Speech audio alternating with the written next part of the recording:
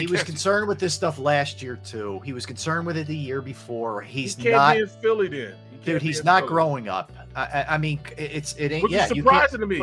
But Barrett, it's not just here, man. You're gonna, no matter what team in that league, you're under a spotlight. You're under a microscope. But Rob, this is what's getting me. His pops played in this city. His pops knows what it is to be here. Yep.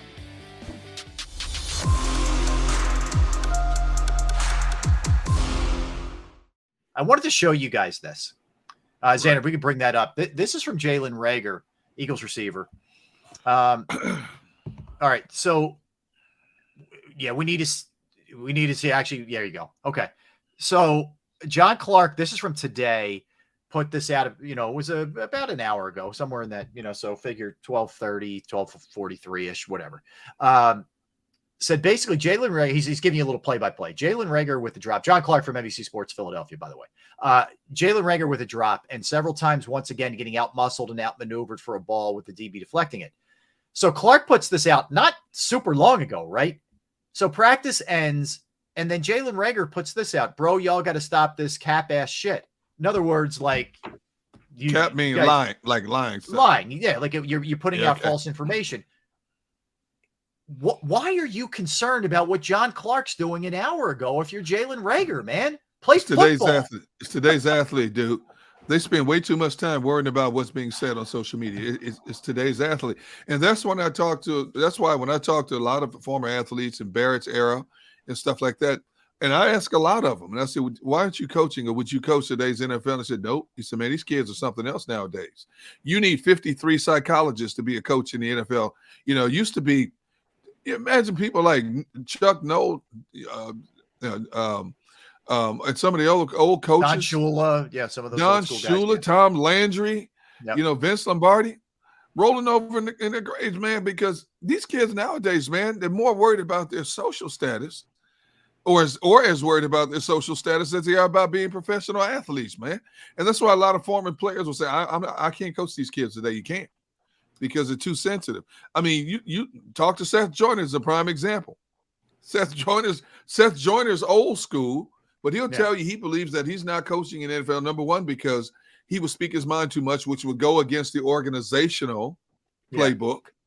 And number two, you'd have to treat each kid with a kid gloves. You can't just yell at them all at once like you used to be able to do. Yeah, Derek, you're right. I mean, I guess... Like if you're A.J. Brown and you're established in the league, I don't love this, but at least I know you're doing this, but you can play. You're Jalen Reagor and you're hanging on by a thread by your fingernails to be on this team. Right. We argue this all the time, right? We debate it all the time. Some of us think he'll be there. I do. Some don't. But dude, really, who cares if you're him? And this is no disrespect to John. And I'll say this about me. You shouldn't worry about what I tweet or what John Clark tweets or what anybody else tweets. Concentrate on playing football and getting better, man. Like, I don't get it. He's worried about the wrong stuff, man. Right. And that's the problem. We don't necessarily worry about stuff like somebody said I wasn't playing well. I mean, there's times Derek Gunn ripped me apart. Oh, Barrett Brooks isn't playing well. But what would I do? Whoa. Wait. Did I say that? I'm sorry. See, I caught you because, first of all you said your whole career was early on. Derek Gunn didn't know who I was. Derek Gunn never talked to me. You're right. Did you not say that? Yeah, it wasn't you then, Derek Gunn. Okay, good. I'm glad you clarified. But no, seriously, I mean, it's the only way you can fix that is go out there and ball. Don't drop a ball. If you're getting out muscle it back from them. That's the easiest way to get out of your own way is to get out of your own way, man. Stop giving them ammunition. If they're saying you're doing this, stop doing it, and you won't have anything to say anymore.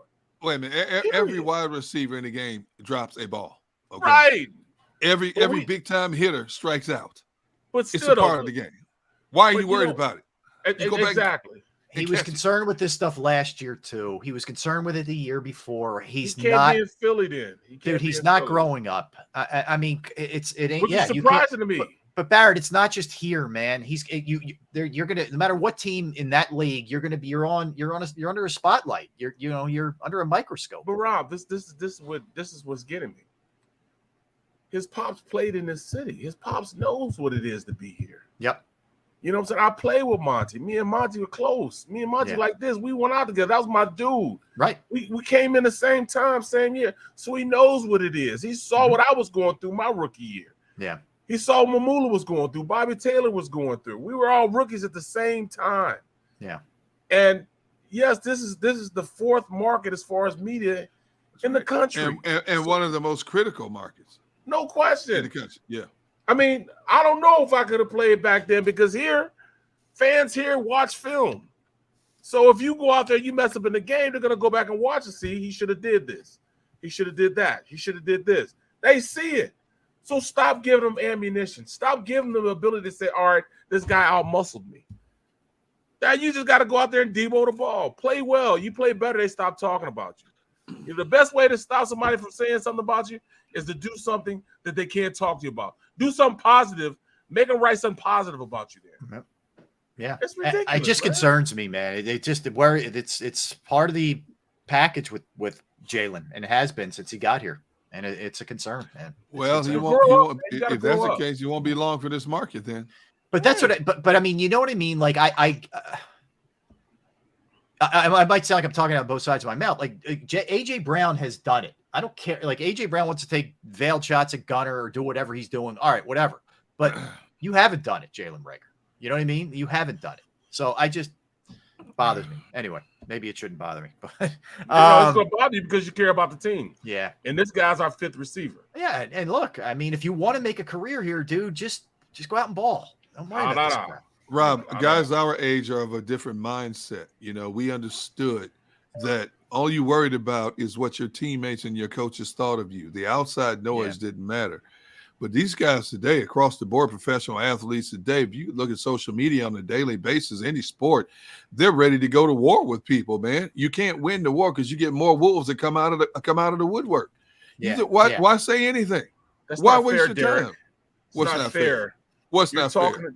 You're talking about my game, Derek. It's not fair. I said across the board, professional sports across the board.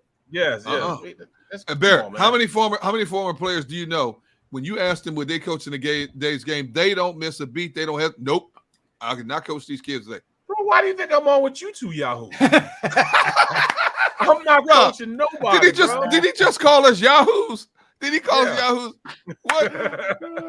I've been called a lot worse than a Yahoo. I'll take Yahoo, man. I've been called way worse than because that. I know I'm one of those Yahoos too. You know what I'm saying? Right. Well, you know, that should have been the name of the show. 3 Yahoos. Yeah, the 3 Yahoos.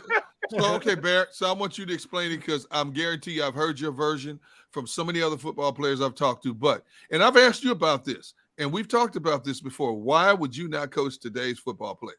Because players these days are just too sensitive. And when I was, here I go with the, get off my lawn. But, when I was there, coach tell me to do something, hey, go over there and jump. I wouldn't even say how high. I just go over there and start jumping. Exactly. Because I knew if he was yelling at me, that meant he cared enough to make me a better player. Yeah, good point. There you go. Now, when a coach stop talking to you, that's when you need to worry. Yeah, that means he didn't care about you.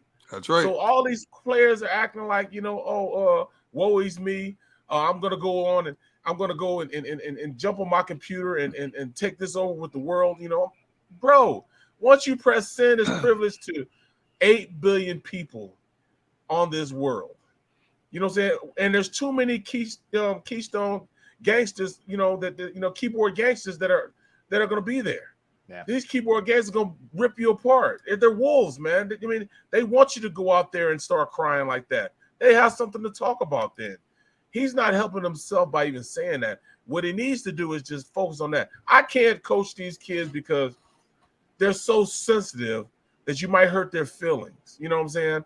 Like, I mean, it's almost as though, that's why I say I don't play around with any mental health issues. I don't. Because it's become a thing these days that they're aware of it more. Maybe I was screwed up. In fact, I know I was screwed up, man. You know what I mean? As far as, the way I thought about things, like somebody was always out to get me. Somebody always wanted to, take my position. Mm-hmm. You know what I'm saying? Maybe I thought about that too much more so than what others thought about me. Yeah. Hey, I got to make sure I'm here to make it happen. I got you. No, fair enough. All right, let's sneak in.